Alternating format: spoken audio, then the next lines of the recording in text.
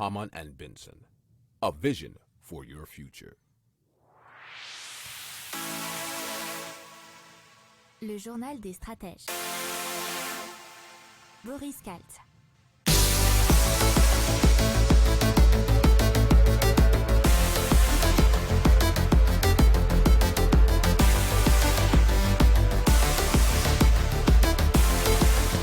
Bonjour à tous et bienvenue dans les journaux des stratèges, aujourd'hui consacré aux énergies. On va vous parler de pétrole et de la dernière réunion de l'OPEP+.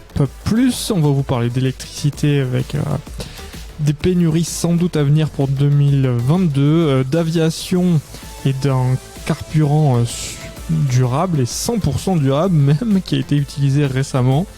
Et on va vous parler de Total Energy et de la plus grande centrale photovoltaïque en France. Vous écoutez le journal des stratèges numéro 178 et ça commence tout de suite.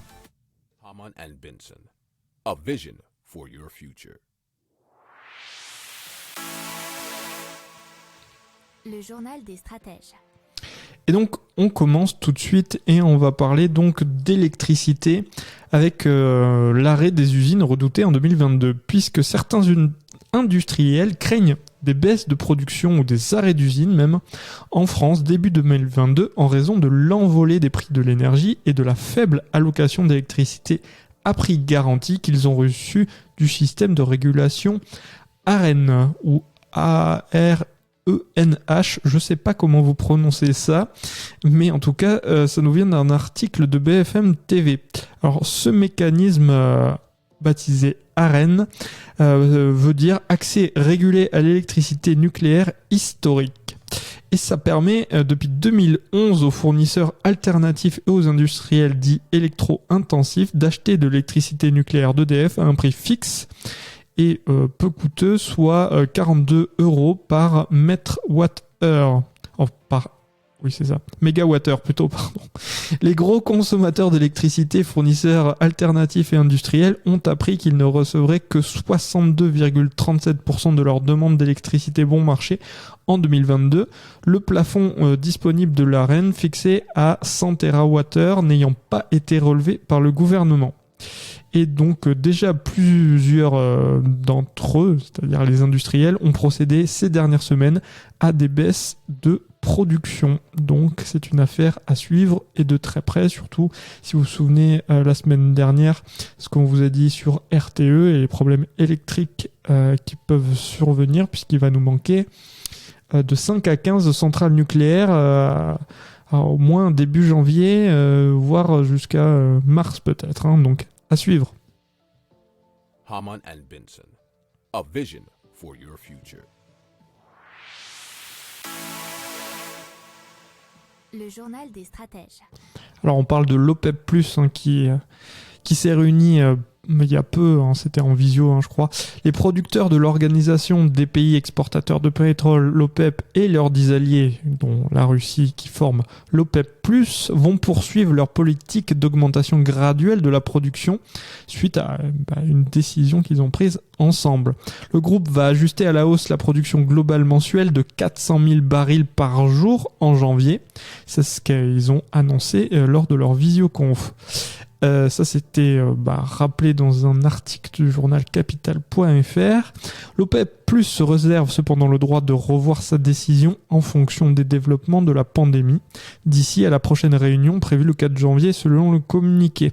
Ce qu'on peut dire qui n'est pas dans l'article, c'est qu'ils ont décidé que ce canal allait rester ouvert en fonction de ce qui se passerait au niveau de la conjoncture et bien sûr au niveau du nouveau variant Omicron et de tout ce qui pourrait subvenir. Hamann and Benson, a vision for your future. Le journal des stratèges. Allez, on passe aux avions. Et United Airlines, qui a organisé le tout premier vol d'un avion commercial avec 100% de carburant durable dans un de ses moteurs. C'est Numérama qui nous le raconte.